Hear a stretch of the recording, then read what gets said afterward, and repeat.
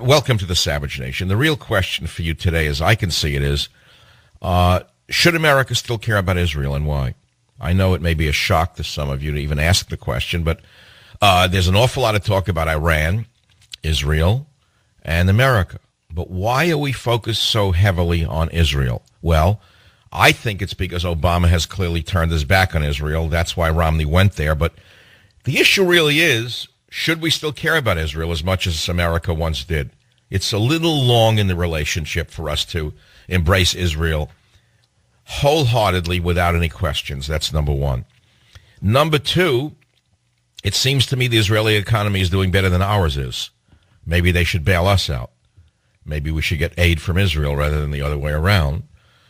Or, to put it another way, I would think that there are more Mexicans here than there are Jewish people in the United States of America.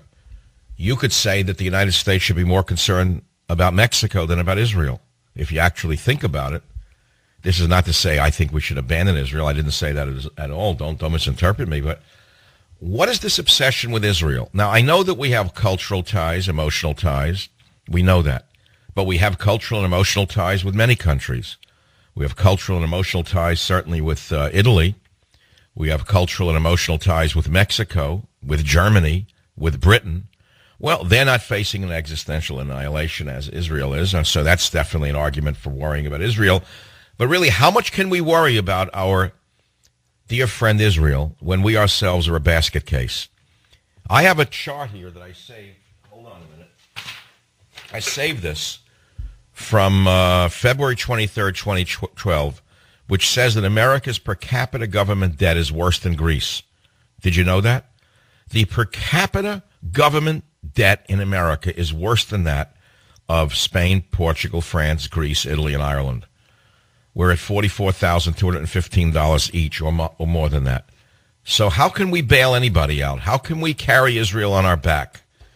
We are historically at a point right now where Cuba was with regard to the ex-Soviet Union. And you know what happened, don't you, when the Soviet Union imploded and went bankrupt? First of all, it broke up into many pieces. I don't think that can happen here, but God knows it could happen. Anything can happen. But they have a history of, the Soviet Union was an amalgamation of different nations. America is not an amalgamation of different nations. We are a union of states, not an amalgamation of different nations with different histories, in the sense of cultures going back thousands of years and languages that differ. We're really one nation under God, indivisible, etc. Nevertheless, the Soviet Union did abandon Cuba when it broke up and could no longer support it. It's possible the United States could abandon Israel and Egypt and say we can't carry them on our back anymore. But I'd like to know right now from the listeners of the Savage Nation, I think it's a very important question. You got Mitt Romney in Israel, pandering in a way. I think he actually, when I look at him and listen to him, he really means it. I think he really does feel the linkage between Israel and the United States. Certainly we know that this nation was founded upon Judeo-Christian writings and the ethos of the Jewish people and the Christian people as they have unified and come together. Don't fool yourself. Despite what Obama said, this is not a nation built upon Islam and Sharia law. Yeah, I know you're shocked to hear it, but Obama once said in one of his speeches that Muslims built America. We have the speech. We were shocked by it. Remember when he went through his glorification of Muslims? He had the nerve to say that you got the picture. It's not to say that Muslim Americans haven't contributed to this nation, as all other peoples have, but the foundation of America was built upon Judeo-Christian values, as you well know. And the Founding Fathers were deeply religious, despite what Barney Frank would have you believe. That's right. None of the Founding Fathers would ever believe that a man like Barney Frank, and not because of his sexuality, but because of his anti-Americanism, nobody could believe that men like Barney Frank would ever be in Congress. I don't think that when they wrote the Constitution, they envisioned we'd have so many anti-Americans in the Democrat Party running around trying to stick a knife in our back as we now have. But I'm asking you again, on a more fundamental, less theoretical question. It's a real question. Romney says that Jerusalem is Israel's capital. Romney's in Israel. Romney's making points with Israelis, but they don't vote in America. So obviously he's there in order to appeal to American Jewish people, who Nancy Pelosi says are only interested in tax breaks. You heard that one yesterday, which was a shocker. A shocker that Pelosi got away with that racism. But with lowlifes like Wolf Blitzer in the news business, with vermin like those in the Associated Press who are so slavishly devoted to the Democrat socialist politics of Obama that they would let Nancy Pelosi get away with that kind of racist crack, is why you didn't even hear it. But we covered it yesterday, so I'll go on to this one. Why should America still care about Israel? I could argue we should care more about Mexico than about Israel. Or we could argue that we should care more about El Salvador than about Israel, because I believe there are probably several million El Salvadorans here in the United States of America. So why doesn't Romney go to San Salvador and give a speech about the relationship between the two nations? Why doesn't he go to Mexico City and give a speech? It's an interesting question. And, I mean, there's only a few answers to that question. And one of them is that Israel faces an existential annihilation by Iran, who has said clearly over and over again they're going to wipe out all the Jews and wipe Israel off the map. That's what Ahmadinejad said. If we had a real UN that was worth anything, and I'm a real believer that we should eliminate the UN, we should leave it and throw them out of New York. I felt that a long time. They're nothing but a pack of you-know-whats. They hate this country. They stand for everything wrong in the world. If there was a legitimate United Nations, Ahmadinejad would have been arrested for crimes against humanity. But no, there's no UN. There's of no value whatsoever. Now, at the same time we're talking about this, and I'm going to take your calls here at 1-800-449-8255. Why should America care about Israel? I'd like your answer. My position, I don't even if you know my position, nor do I think my position is that important, because I'm only one of hundreds of millions of Americans. I have a radio show, but it's only one vote, one man, one vote. So I have an opinion, and it may not be the one you think it is, but I'm asking you, why are we so obsessed with Israel? What is this all about? I think it's worth discussion. I mean, Romney is there. Obama's abandoned Israel. Many of you think that's a good thing because you're communists, leftists, socialists, anarchists, and so therefore that's a good thing to most of you extreme leftists. You don't like Israel. Romney, of course, is trying to garner not only the Jewish vote, which is not that big, by the way, but the evangelical vote, which is very large. And it seems to me that the only friends in the world that Israel really has are the American evangelicals. And what's the paradox here, or the irony, if you want to put it the other way, is that this is an amazing thing. The evangelical Christians are a better friend of Israel than are secular liberal Jews in the United States of America. Secular liberal Jews have almost no affinity for Israel. In my experience and estimation, secular liberal Jews who have no spine to begin with and no sense of America, no sense of borders, language, or culture, certainly could care less about Israel or its survival. So the only friends that Israel really has in this country, amongst any large voting bloc, are amongst the evangelical Christians. And therefore, Romney is trying to tell them he's a friend of Israel, to make them understand that although he is a social liberal, which he is, Romney's a social liberal. Why fool yourself? He is worthy of their attention and is worthy of their vote because he likes Israel and he's on their side and he'll protect them, certainly more so than will the wonderful fellow that we now have in the White House. Do you agree with Romney that Jerusalem is Israel's capital? So we're going to talk a little bit about Israel in the first half hour at least of the Savage Nation. This is the Savage Nation. I'm Michael Savage. The phone number is 1-800-449-8255. We're open for business. I'll be right back. Savage.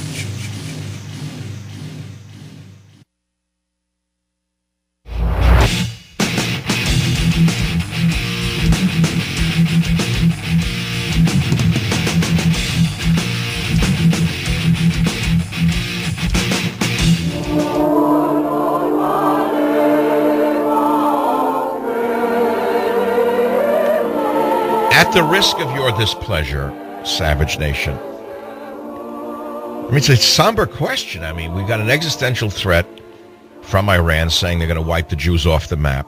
You've got a maniac who's Hitler's reincarnate on the planet named Ahmadinejad, and yet he's invited to the United Nations. Astounding to me that this goes on. We learn nothing from history. And this man, by the way, is saying what he means to do the minute he gets the ability to do it. So Mitt Romney goes to Israel and says, we're with you, because obviously Obama has turned his back on Israel. There's no question the Democrats know that. It's not the reason he's down in the polls. There's many other reasons. The main thing on the prediction model of why Obama's likely to lose as of right now is economic. Most Americans could care less about Israel. But the jobless rate has been stuck at just above 8% for months. And I understand you have to go back to 1936 to find a president reelected with a higher unemployment rate than Obama has. And so many liberal pollsters who are honest are saying that they don't think Obama can win based on these prediction models. And, of course, I'm not sure of that because we know that this, I was almost said gang, but pardon me. I watched The Godfather last night again, so you'll have to forgive me for slipping. I mean this regime. No, I mean this administration, pardon me. I didn't mean gang or regime. This administration from Chicago is capable of virtually anything, including starting a war or, let us say, signing up 3 million illegal aliens. God only knows what they're liable to do. Nevertheless, let's say that Obama's in trouble. But that's not the question. The question is, Romney's in Israel, and he says Jerusalem's the capital. And I'm asking you, the listener, should we still care about Israel and why? And I'd like to know the answer. So I'll start with New York Elliott.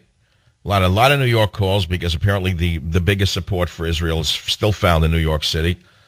New York Elliott on WOR. Go ahead, please. Yes, Savage, it's very simple. America needs Israel more than Israel needs America. Why?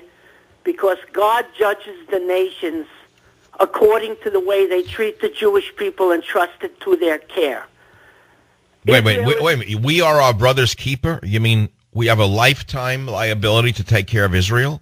No, that's not what I said. I said that God judges the nations on how they treat the Jews entrusted to their care. Oh, wait a minute. Wait, let's slow down. What about all the Russian gangsters that have moved into Israel? We should take care of them too? Again, listen, I'm just giving you a broad overview. I'm giving you a non-broad overview. I'm asking a question. What are they, all sterling characters in Israel? Everyone in Israel's a sacred holy man. I'm telling you that throughout... Israel's a corrupt Mediterranean nation. Okay, let's be clear. Ask an Israeli and see if I'm lying.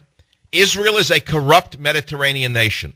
Albeit it's the best friend we have in the Middle East, but we really need them, or do they need us? Savage, take a look at history. The Spanish Empire, they screwed the Jews, they lost their empire. The British turned on the Jews, they lost their empire. So you really think that it's God's will? Listen, I'm a religious guy. This is one man's opinion. This is my opinion.